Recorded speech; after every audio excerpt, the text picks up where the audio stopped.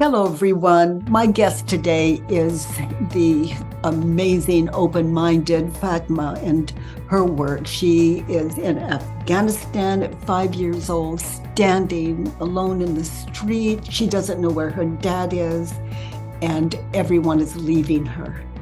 And people are leaving Afghanistan, leaving where she lives. And Fatma doesn't want life to change, she wants everyone to stay together.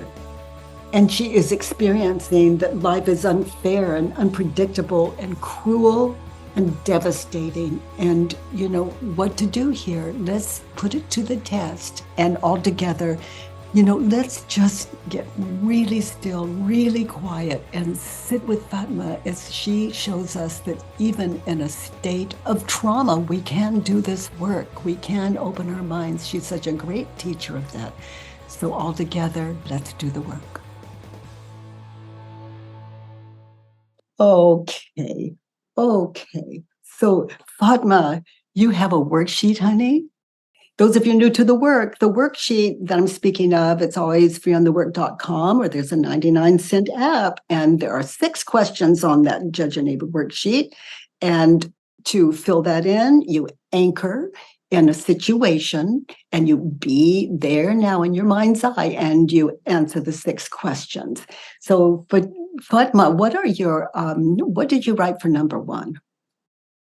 I wrote, I'm sad with life because people are leaving me. Honey, so what is the situation? I'm maybe 5 or 6 years old. I'm in Afghanistan. I don't know where my dad is. And there are family members that are leaving the country. And I don't know. Like, it's all secret. Okay. So people are leaving you, precious little 5-year-old, and you're watching them leave, and you don't know where your dad is. People are leaving you. So be there now, be there present with that little girl. Is it true, sweetheart, that people are leaving you? Can you really know that it's true, that people are leaving you, even as you watch them walk away, even though you don't know where your father is? Can you really know that it's true that people are leaving you?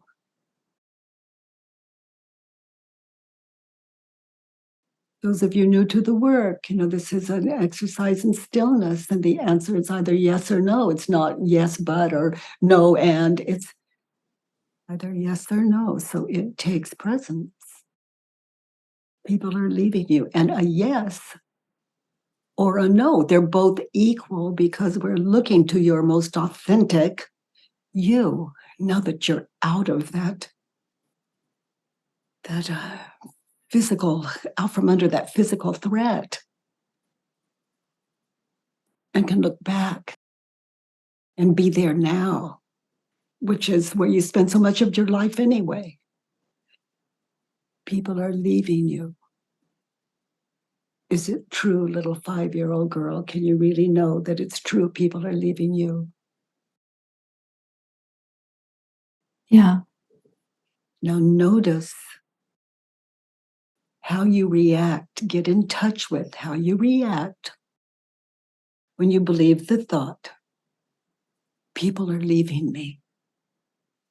Get in touch with your emotional. Where do you feel the most pressure physically? In my throat and ears.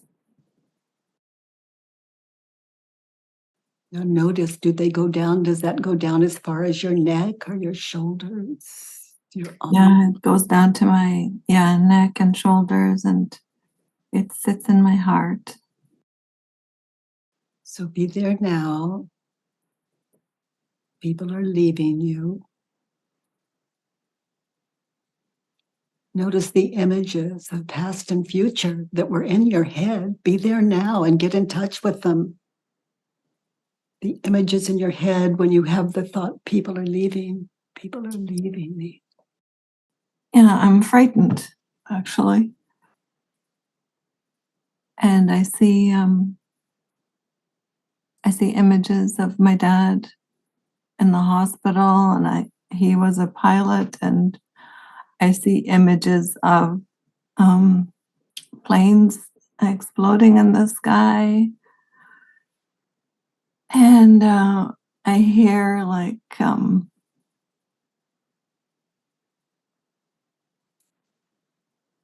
sirens going off, and uncles and cousins, and there's a lot of images of like unrest, Yeah. confusion. In your mind's eye, as the ego offers up images of a future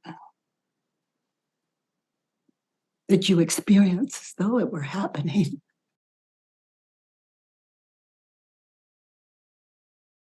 Now notice the images of the past. Little 5-year-old, those images of the past that are also in your head in that situation when you're having the thought people are leaving you.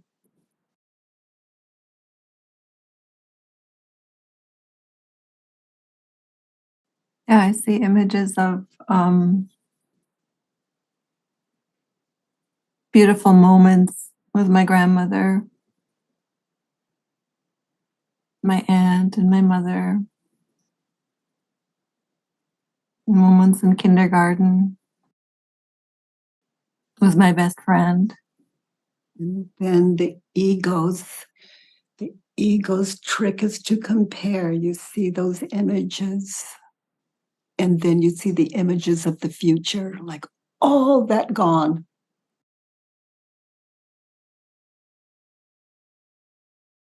People are leaving you. You see the images of the past, the security, the love. You see the images of the future as you described to us. The ego compares, and that is how terror is created. Fear, terror, the fear of being alone. Yeah, People are leaving me I see that. around. How would you find an opposite? How would you turn that around? People are leaving me. Um, People are coming to me. Okay, so test that. Look around, little girl. Look around. Are other people there? They're Um, passing you. They're coming toward you. They're coming. They're going. yeah, I mean, during those times we were visiting a lot. We had a lot of gatherings and farewells, and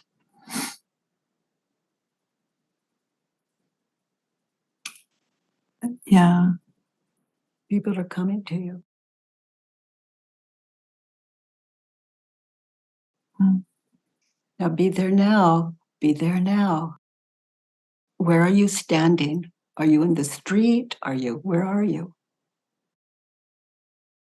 in this situation when you are thinking the thought people are leaving you at 5 years old? Yeah, I think I was in front of my aunt's house on the road, I think. Yeah. So people are coming to me. So are there any people on the road? Yeah. Okay, now get in touch with them. Be there now. Get in touch with them. People are coming to you. Is there anyone that needs you? Is there anyone there that maybe you could acknowledge? And you don't have to, but people are coming to you. People are coming to you, little girl.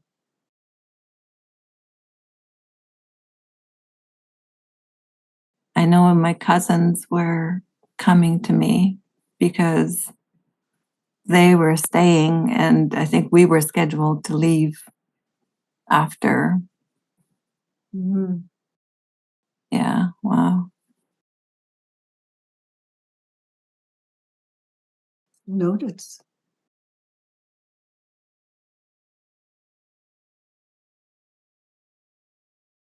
People are leaving, people are staying with me. Try that on. Not guessing. People are staying with me. Yeah, notice again who's around you. And my mother was there. She stayed with me the whole time. She never left me alone once. She stayed with me. My sisters were always with me.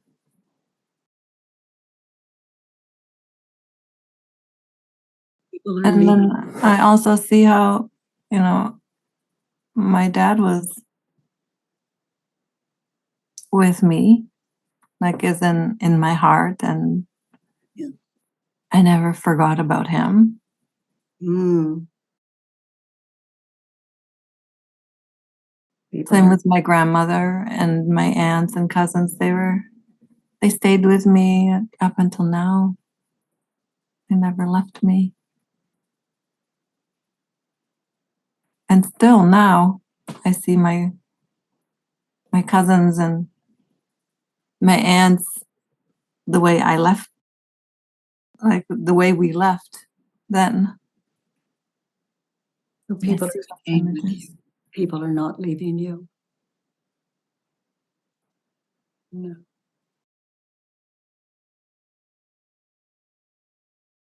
Yeah, those moments are,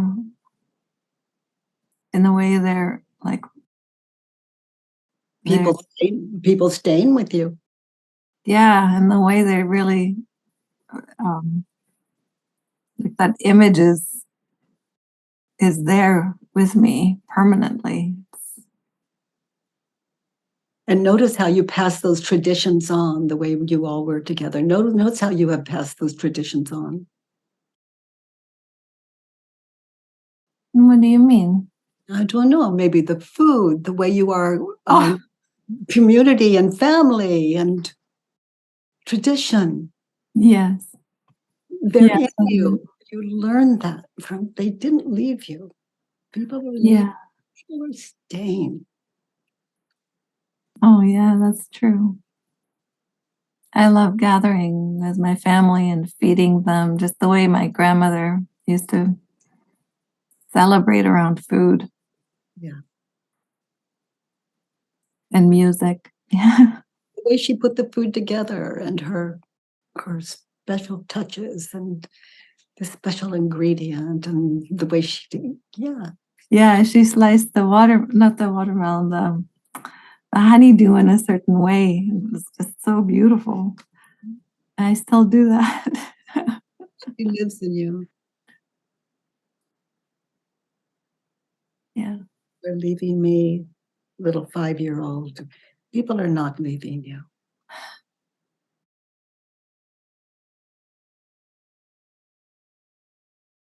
Yeah. So let's look at 2 in that situation, little girl. What do you want? I want life to not change. I want life to keep us together. Well, it seems like it has.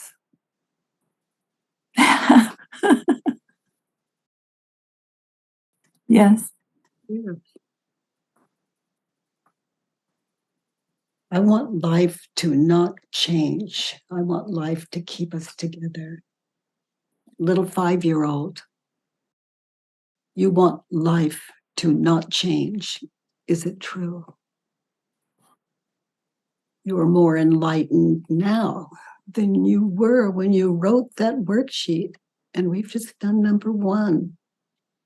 So go back for that little 5-year-old, little precious. You want life to not change. Notice how you react when you believe the thought. Notice how you leave everyone. You have them gone in your mind. You have them. Yeah, I am so separate, and I've already said goodbye to everyone without even saying goodbye. And I am, um, yeah, I'm sad. You're like an orphan. Yeah, I am. I feel lost. I feel orphaned And probably terrified. and resistant um, to life, Yeah. to life's changes. Like every time something changes in my life, I am just terrified and grasping. Mm. So the fears we have at 5 years old, until those are addressed, we are still living out. That's what trauma, the word trauma is. We carry it to our deathbed. Just unfinished business. You want life to not change. Turn it around. I want life. Yeah, I want life to change. Okay. So notice, little precious 5-year-old, look at life. Look at life. It's changing all around you. Yeah. And who are you without the thought? People are leaving me. I want life to change. I want life to keep us together. Just get present. Look around without those thoughts, without the wants. Look what you've got.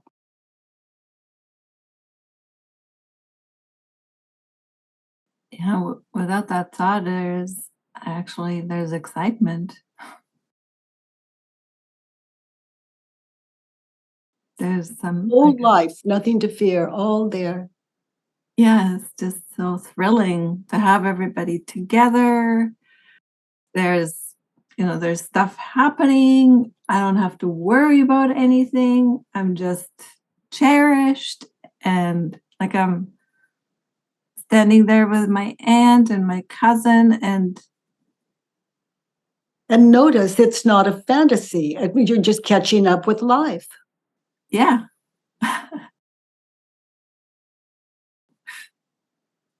Life beyond the ego.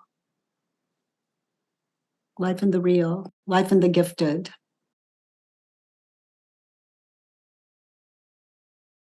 Life lived as a blessing. In the absence of fear.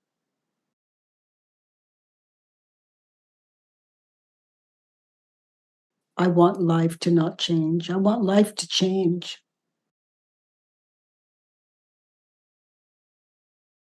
Yeah. Yeah, I want life to change, and because it's so like I'm so stuck in the past, and I romanticize the past that I don't even see the moment. Because that 5-year-old girl could not see the moment. She was a little believer. And believing requires that you block out all evidence. Even though you can see it, you don't see it. The ego is defining it as though it's some horrible situation. And those of you new to the work, I'm not saying terrible things don't happen in our lives, but what we're thinking and believing about any situation is the cause of the suffering in our life. And what we do when we come together like this is we test it.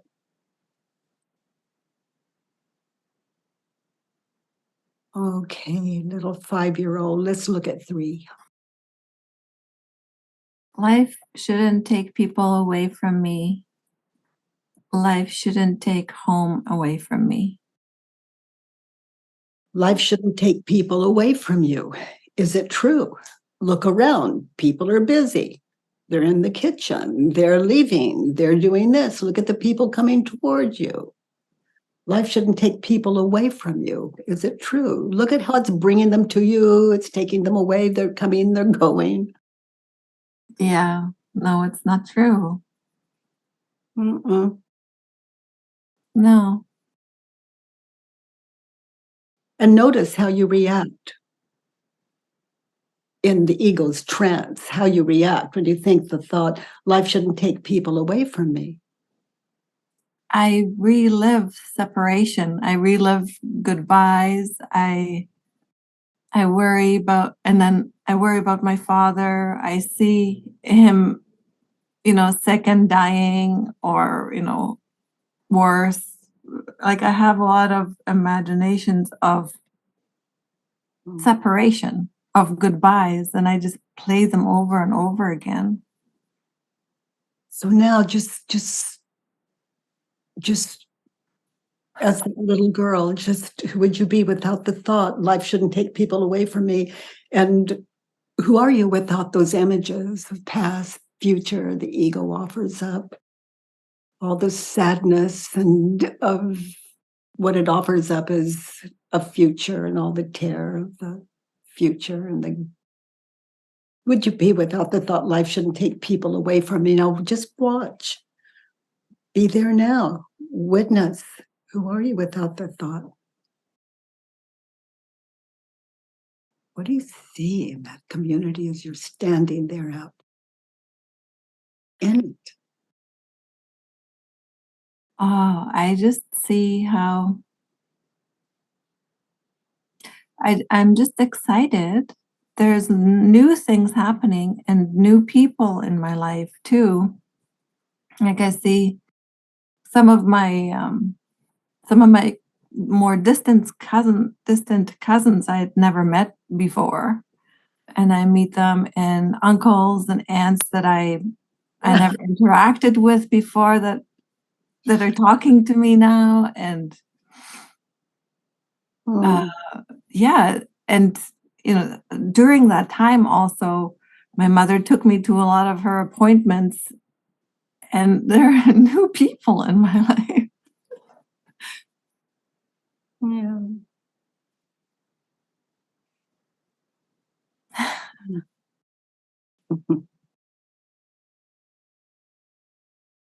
Life shouldn't take your home away from you.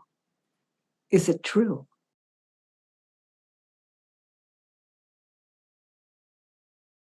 Little 5-year-old. Life shouldn't take your home away from you. Is it true? Can you can you really know that it's true that life shouldn't take your home away from you? No. Notice how you react. Notice those images of past, future the ego offers up when you think the thought, life shouldn't take home away from me.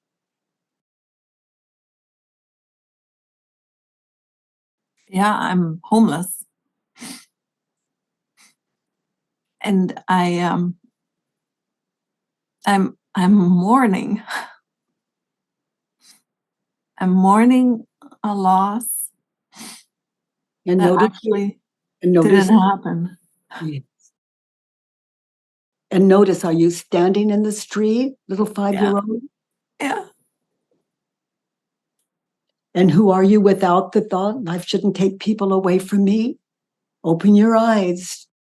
Just At think home, yeah. sharing those images. That's not real. Get real. Notice who and what and how you are without the thought life shouldn't take people away from me. And watch, they're coming, they're going.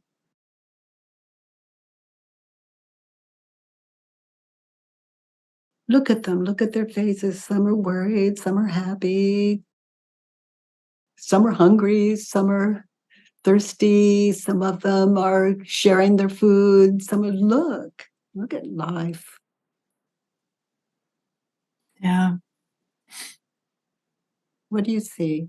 I just see how everywhere I go is home. I take home with me.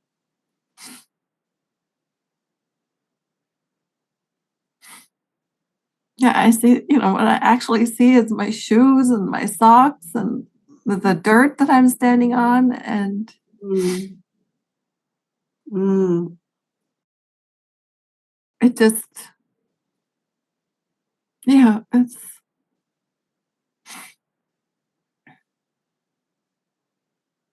don't know how to say it, but it feels so grounded and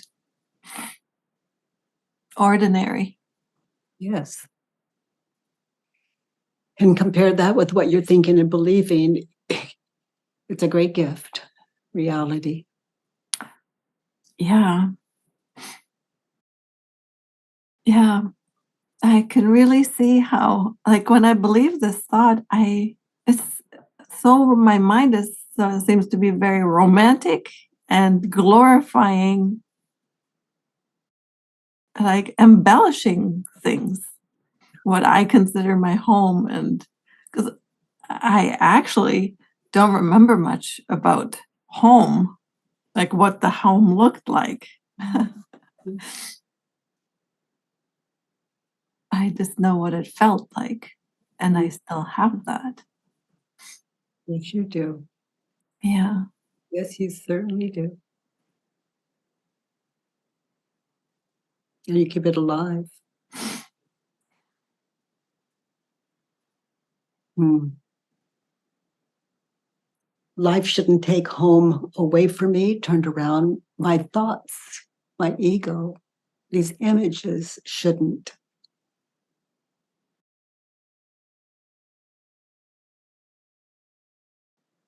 Yeah, my thoughts shouldn't take it away from me. No. And how might that be true? It can't. That's an illusion. It's what you're thinking and believing about those images that take the awareness of home away from you, the way home really was and is. That's what's meant by an illusion, those images that, Yeah.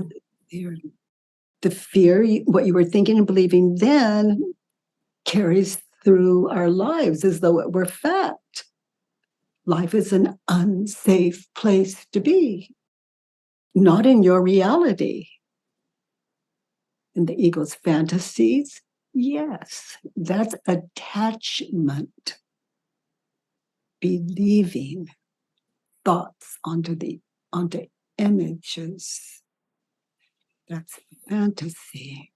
Waking up to reality is what you're sharing with us, the way things really are.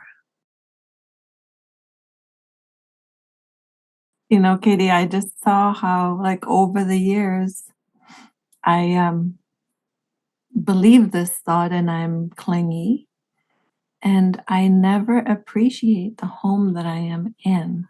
Mm, mm, mm, mm, mm, mm. I don't see it. It's always, I'm always looking for something else. So, yeah, my thinking shouldn't take my home away from me, because I don't live in my home. Yeah, yeah, there's not a lot of room. It's like there's your home and there's what you're thinking and believing. It's quite a distance, it seems. When all the time reality is always kinder than our story, there it is for you. You don't have to say, oh, I notice you. It just shows up anyway. There it is, your home. Mm, In sickness and in health, there it is, as long as you need it. mm. I could lose my home, and lose my home is even sounds odd because I don't consider it my home. It's just like something I'm allowed to live in for a while, but I could lose my home, as we say, and the worst that can happen to me is what I'm thinking and believing. Other than that, like you, I'm awake to the gifts of life.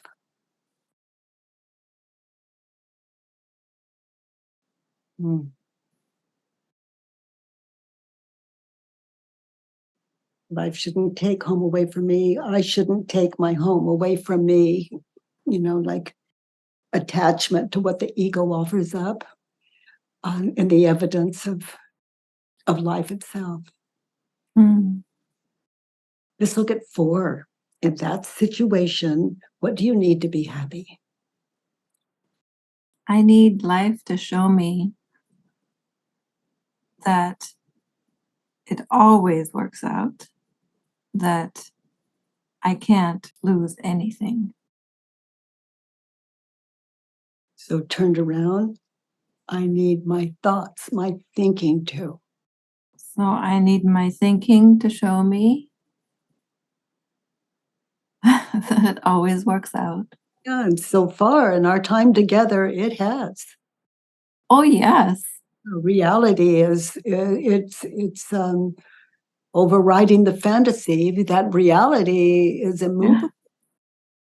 We can see it, even though like if I hold like I hold this cup up, you wouldn't even know it's a cup if you hadn't seen the cup before it, and the cup before it, and the cup before it, and the cup before it, like cup, cup, cup, cup, cup, cup. And the first cup to where you were maybe 3 or 4 years old, and your mother said to your father, would you hand me your cup and I'll pour some tea into it?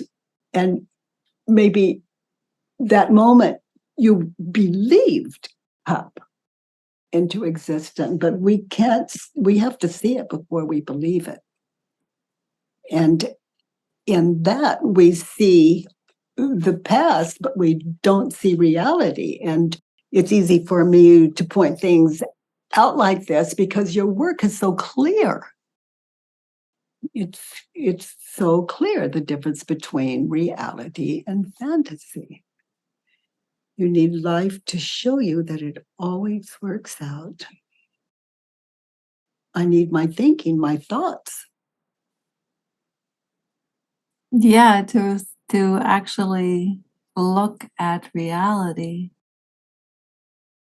Other than what the ego was the trip it was taking you on, what you were imagining life and reality to be. Yeah, and, Katie, Katie, I can just imagine what kind of life I would have had if I had stayed in Afghanistan, if I had stayed with my grandparents.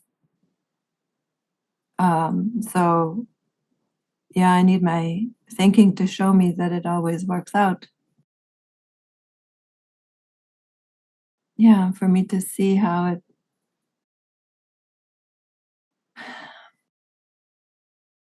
yeah, just thinking that I was losing my home just opened me up to losing my idea of a home. Yeah. Wow. mm, mm, mm, Thank you, Katie. Yeah. wow. I need life to show me I can't lose anything. Turned around to my thoughts or my thinking. I need my thinking to show me that I can't lose anything. That's really something to sit in, isn't it? Yeah.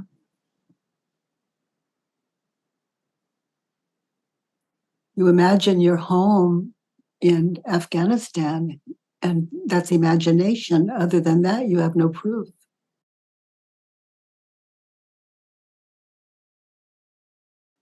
Yeah. I can see what you're saying that, this if I lose my home, you don't actually you just get to use it. Mm-hmm. I can see what you're saying. Well, that little 5-year-old girl, she was imagining she was losing her home. Yeah. People are leaving me.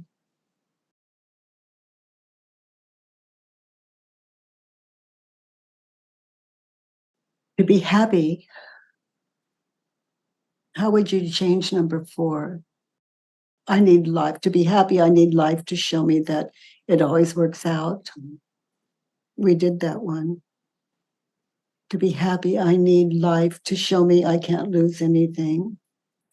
We did that one. I need my thoughts to show me that I can't lose anything. And you certainly have seen that. We've witnessed it.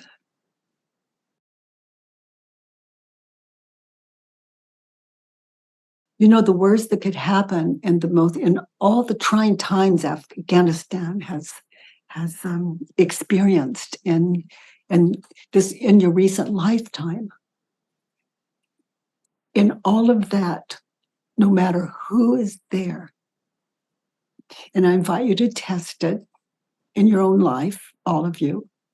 But the worst that can happen is what you're thinking and believing.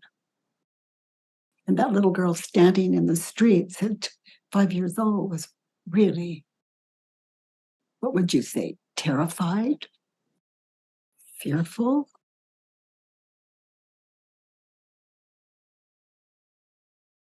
Yeah.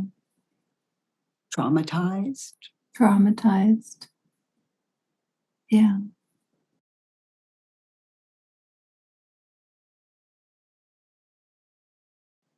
Okay, sweetie, let's look at 5.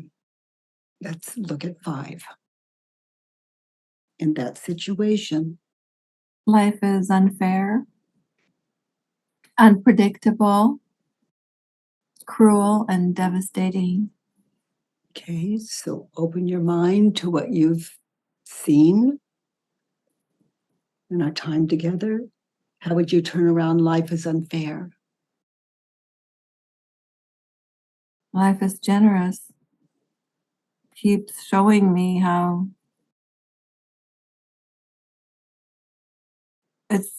it shows me that I don't need a home. That you're okay out there on the street at 5 years old, other than what you're thinking and believing.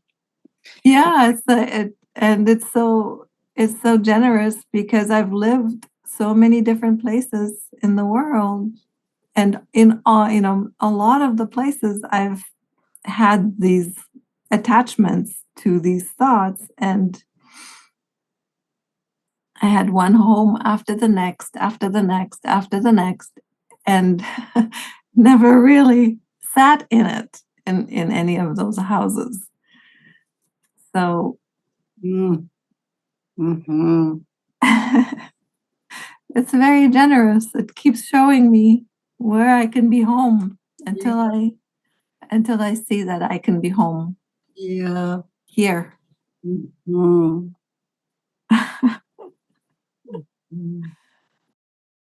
Yeah, where I'm at is my home when I'm of right mind.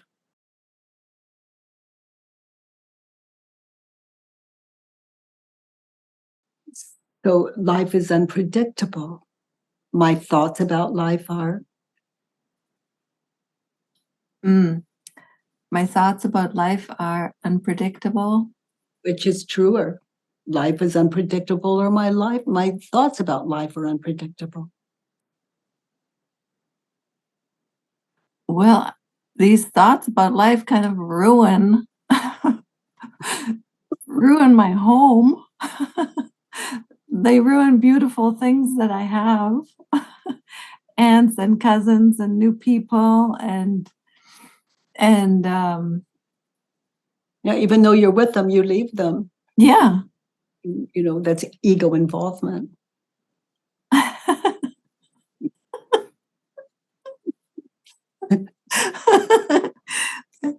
I can see how unpredictable that is, like how I attach to these thoughts, and I really, yeah, I leave the moment. And expected, because ego is fighting for its life. It's fighting. It fight every trick in the book to live as this physical object, as an I. And ego is a state of mind, so it can never live as physical. And it can't sleep, or it wakes up to reality, and that is where it can finally rest in your heart. That's where the ego, when it really trusts that you're not trying to kill it, can rest in your heart. And that's the end of duality or separateness. It's at homeness, as you're showing us it can be. Life is cruel.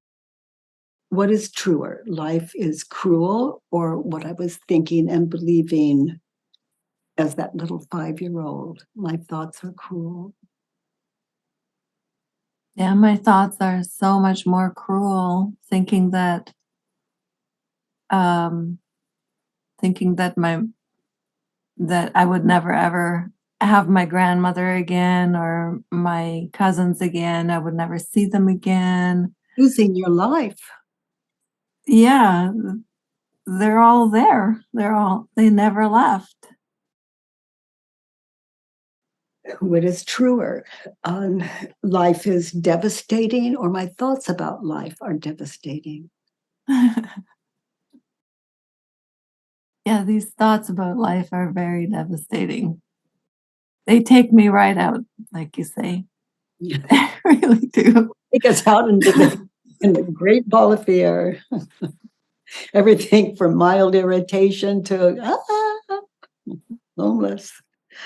Let's look at 5. In that situation, little 5-year-old, what is it you never want to experience again? I don't ever want to be forced to give up everything good I'm ever willing. again. I'm willing to. I'm willing to be forced to give up everything good again.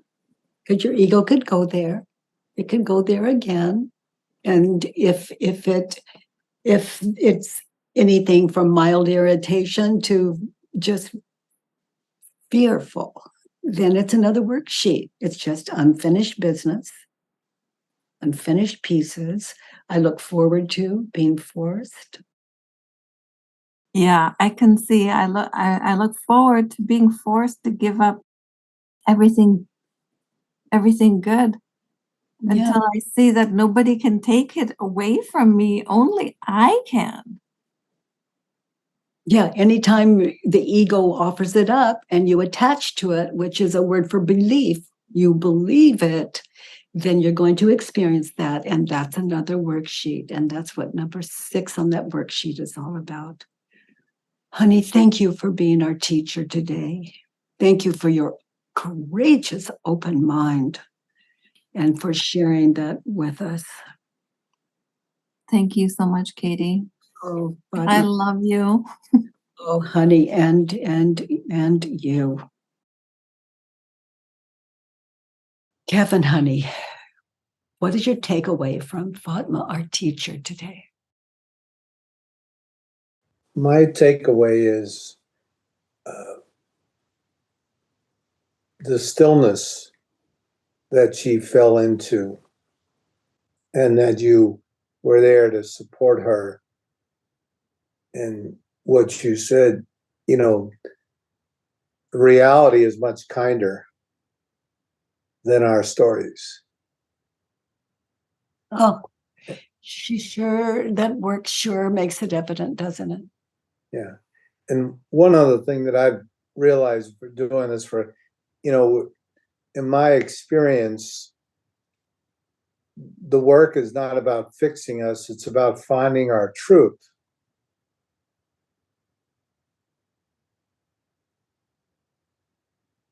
The work can't fix it. It enlightens us. Yeah. Yeah. If I'm doing it to not be anxious or not be depressed, it ain't gonna happen. Yeah. So I just, Self-inquiry with a motive is not self-inquiry. yeah. And it's, it's like you said, the ego never rests. It's very, easy for the ego to say you got to accomplish something. And like what you said, I don't have a house. I live here, and one of the things in your book you talked about, and I've had that experience, as soon as I utter I feel this uncomfortableness, because I realize it's not true. So no, the work she did was just so wonderful, and you know going back to that space of being young, and you said something, those childhood experiences, we bring them through our entire lives, and Establish to our identity. That power is only secondary to the heart. yeah. And you had mentioned on one call, it's like, what is your earliest memory? And it just that's when your story was born. You weren't born at the day you were born, but it was that day that the ego created this identity. The moment you believed. And this Yeah. work is about going back. Yeah. And also being able to honor that people are where they're supposed to be. Let me do my work, as you say. Thank you. Oh, Kevin, oh my goodness, honey, thank you for sharing the depth of what you're experiencing with us. Mm-mm. Veronica. Hi, Katie. Hi, Veronica. Hi. My deep respect for such a clear, simple, profound, and rich work Fatma did. Mm-hmm. And what I love is that I can feel close to a person coming from Afghanistan. I'm living here in Germany, south of Germany, and seems so far away, but home. Everywhere same, so it shows this one world also. This I like so much. I like this so much also in this community we have here. She started with the sentence, I'm sad with life because people are leaving me, and I am living through that I lose friends, or the idea how friendship should be, and this gives me also feeling of sadness when you feel there are people and so-called friendships breaking away. Sometimes I notice I'm no more dogs by name than people. Because I feel easily close to them. Mm-hmm. So home. It was very helpful, Fatma, to look at that with all perspectives. And I always love that the title of this is At Home with Byron Katie. And when my mother died, I had a dream inside. And what is funny, that in my dream, my vision is very poor, but in my dreams at night, I can see clearly. And I think everybody does. And also the hearing of voices is somehow from head to head and not from ear to mouth. It is somehow different. But I met my father, who already died 30 years ago, and I met him in my dream and asked, did you meet mommy? And he said, no, not as you imagine, but all is one. And Afghanistan is not so far away anymore to me, Fatma, thanks to your work. Yeah. Thank you, sweetie. By the way, everyone, if you enjoyed this podcast, please give us a 5-star rating and review on iTunes. It really matters, and thank you for that. I love that you join me every Monday, Tuesday, and Wednesday from 9 to 10 a.m. Pacific time at homewithbk.com. Let's do the work.